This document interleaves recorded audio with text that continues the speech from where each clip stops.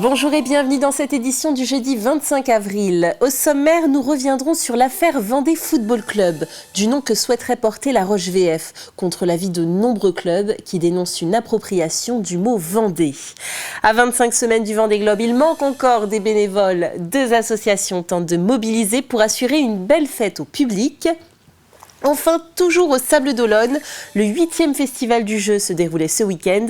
Plus de 2300 visiteurs-testeurs se sont essayés aux nouveautés, futurs plébiscites peut-être, des soirées entre amis ou en famille.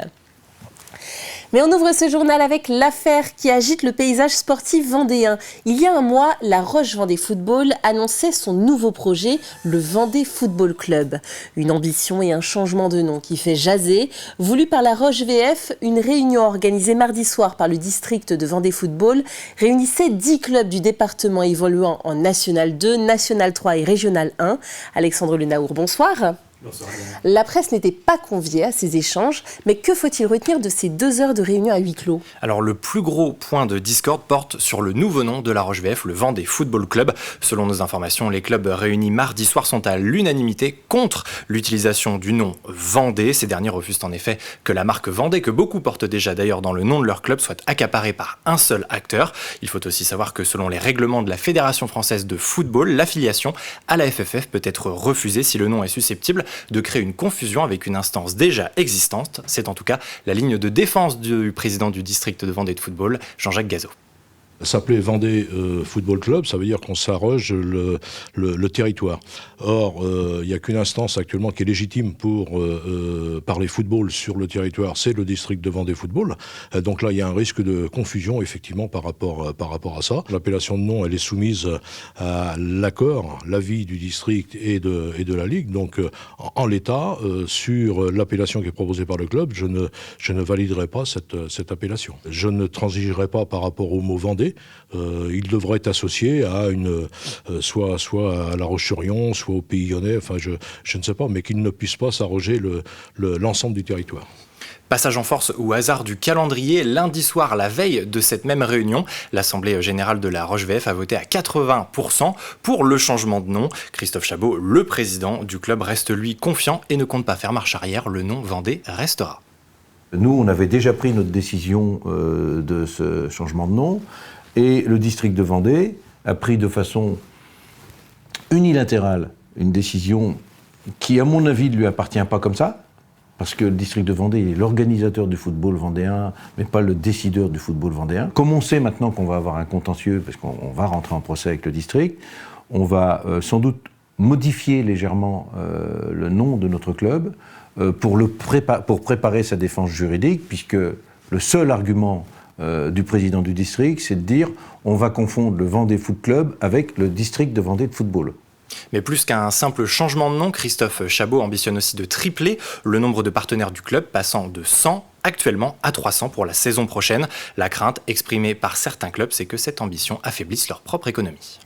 On est beaucoup de clubs à se battre au quotidien avec nos sponsors, avec nos partenaires plutôt. Je préfère parler de partenaires que de sponsors. Pour tenir un budget. Si le Vendée Football Club va chercher d'autres sponsors en Vendée, forcément, ils vont manger dans la gamelle des autres. Pour n'importe quelle boîte, le budget sponsoring, il n'est pas extensible. Et quand on donne plus à l'un, c'est forcément pour en enlever aux autres. Donc effectivement, on peut parfois être un peu inquiet. Ouais. Giovanni Ragon le dit en tout cas, le fond du projet n'est pas mauvais, il y a des choses à travailler, une vision partagée par certains acteurs autour de la table qui se disent prêts à un dialogue à plusieurs à l'avenir. Là où le bas blesse, en revanche, c'est sur la forme. Certains parlent d'un passage en force, d'autres d'une autoproclamation prétentieuse, des reproches dont a pris acte Christophe Chabot, qui a d'ailleurs présenté ses excuses mardi soir. Le président vendéen ne compte pas pour autant stopper son projet et espère toujours réunir 50 clubs vendéens à ses côtés. Alors coup de bluff ou pas, sans les nommer, Christophe Chabot assure qu'ils sont déjà nombreux à l'avoir rejoint. En attendant, la Roche VF a jusqu'au 1er juin pour déposer sa demande de changement de nom. La suite, elle, est encore en suspens, mais vous l'avez entendu, l'épilogue de ce nouveau feuilleton pourrait bien s'écrire dans un tribunal. Merci beaucoup Alexandre Lenaour. Et pour avoir encore plus d'informations sur ce sujet, ne manquez pas 85 chronos ce soir à 18h45. Dans le cadre de la journée de l'Europe, le 9 mai, la ville de La Roche-sur-Yon organise le Joli Mois de l'Europe du 2 au 28 mai. Thème de cette édition, l'histoire de l'Union européenne et de l'olympisme à travers le temps. Seront proposés notamment du cinéma, un café polyglotte, la Coupe d'Europe de robotique, une randonnée franco-allemande ou encore un repas européen. Principal temps fort ouvert au grand public le 15 mai sur la place Jacques Chirac entre 14h et 18h30. L'Office des sports va favoriser effectivement le basking, qui est une activité que les jeunes ont déjà fait. Mais on va voir aussi d'autres activités comme du cécifoot, comme du cécipétanque, comme la joëlette. Donc là, on est plutôt dans des activités sportives d'inclusion. Mais il va y avoir également, puisqu'on est en Vendée, quand même du palais vendéen.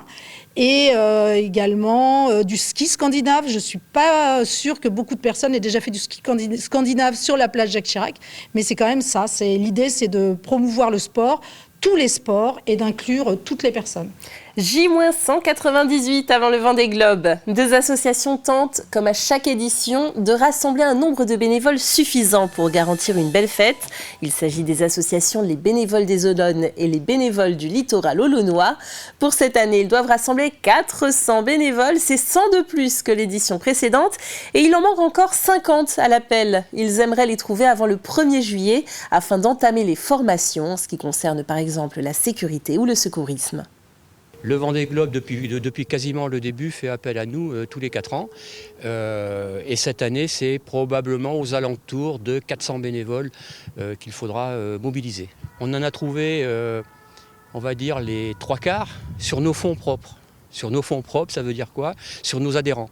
Les adhérents ont répondu en masse, présents pour ce Vendée Globe 2024. Et il nous en reste encore quelques-uns à trouver. On n'a pas encore tous les éléments, donc on attend un tout petit peu. C'est difficile à dire à aujourd'hui, mais peut-être une 50aine. C'est pas grand-chose. C'est pas grand-chose. On les trouvera. Sur la période du Vendée Globe, il est aujourd'hui prévu entre 20 à 60 000 visiteurs par jour, selon les jours, les week-ends beaucoup plus que dans la semaine. Alors c'est des bénévoles pour assurer un certain nombre de choses, mais avant tout c'est la sécurité. La sécurité, le contrôle. Donc ça se traduit par des postes aux entrées, accompagnés d'agents de sécurité, et puis des postes à l'intérieur du village, au PC Presse, en haut des pontons, sur les pontons, au maniement de la passerelle, enfin tout ce qui est un petit peu des zones où l'on doit essayer de filtrer, on va dire ça comme ça.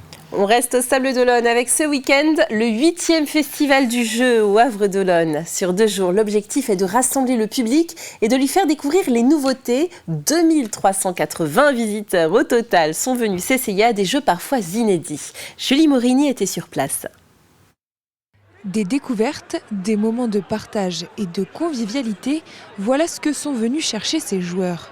Pour cette 8e édition, le Festival du jeu a vu les choses en grand. 11 associations étaient présentes et plus de 110 bénévoles pour que les visiteurs passent un bon moment. On les aide en fait à découvrir ces nouveautés.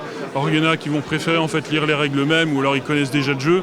Mais vraiment l'objectif c'est qu'on connaît en fait tous les jeux qui sont présentés et on l'explique aux gens qui viennent le découvrir. Donc ils n'ont pas cette entre guillemets perte de temps où ils ont à découvrir en fait des règles qui sont quelquefois assez laborieuses. Et oui, parce qu'ici, les visiteurs sont aussi acteurs. Posés à des tables, ils choisissent le jeu qu'ils vont pouvoir découvrir à plusieurs. C'est du partage pour moi, le fait de jouer. On passe toujours des super moments, donc c'est pour ça aussi qu'on est venu. Moi je suis un passionné de jeux, donc c'était le moment de découvrir des jeux qui ne sont pas encore sortis. Nous, généralement, quand on fait des jeux de société, c'est surtout entre amis. Ça permet de libérer de la semaine de boulot. Pour la curiosité et le côté visuel aussi. Enfin, moi, je crée des jeux, donc j'aime bien m'inspirer de jeux existants pour faire mes propres jeux, en fait. De l'inspiration donc, mais pour certains, le festival est aussi l'occasion de présenter leur prototype de jeu. C'est le cas de Benjamin. Pour la première fois, il a fait jouer des inconnus sur sa création. C'est pour se faire connaître, que le jeu puisse avoir une certaine notoriété, éventuellement se faire repérer par éventuellement des maisons, des éditeurs, et auquel cas voir si ça fonctionne pour aller à la prochaine étape. D'autres sont déjà à l'origine de centaines de jeux, comme l'invité d'honneur du festival, Roberto Fraga. À lui seul, il a déjà fait jouer plusieurs millions de personnes grâce à ses idées originales. Je veux pas faire comme tout le monde, tout sauf suivre des rails en fait. Et moi j'aime pas les modes déjà. Je me dis que si tout le monde suit les modes et ce que disent les influenceurs et tout ça, c'est pas ça le truc. Moi, je veux créer des choses nouvelles. Et pour ça, il faut faire ce qu'on a envie de faire. Avant, j'étais dans l'administration, je devais respecter des règles. Et maintenant, je suis libre, je fais ce que je veux. Et ça marche plutôt bien, en fait. En tout cas, une chose est sûre, le jeu permet de réunir toutes les générations. La communauté de communes Océan Marais de Mont inaugure Végétrie, une plateforme de 1200 mètres carrés spécialement dédiée aux déchets végétaux. Elle permet de réduire les kilomètres parcourus par les habitants du territoire qui devaient auparavant emmener leurs déchets verts à la déchetterie de la Barre de Mont. Cette initiative devrait générer des économies équivalentes à 20 000 trajets par an. Depuis son ouverture en octobre, 3045 passages à Végétrie ont d'ores et déjà été comptabilisés. Il était important de pouvoir avoir une solution un peu plus centrale pour que aussi bien les administrés que les professionnels du territoire puissent aussi venir déposer leurs déchets verts et que derrière, ils soient traités conformément à la réglementation et pour tout simplement être revalorisés, parce qu'aujourd'hui on a aussi un enjeu de retour au sol de la matière organique pour pouvoir la valoriser. Et puis une dernière information avant de nous quitter, la société Delpera va fermer son site de Sèvremont. Au premier trimestre 2025, l'activité de l'usine en surcapacité sera transférée et sous-traitée à son concurrent Euralis, installé aux Herbiers. La filière foie gras traverse une crise sans précédent. En 10 ans, la production de canards a été divisée par 2 en France. C'est déjà la fin de cette édition. Merci de l'avoir suivi avec nous. Le retour de l'actualité, ce n'est toujours pas dans votre matinale. Ce sera à partir du 12h30 demain en mi-journée. Belle soirée et à bientôt sur TV Vendée.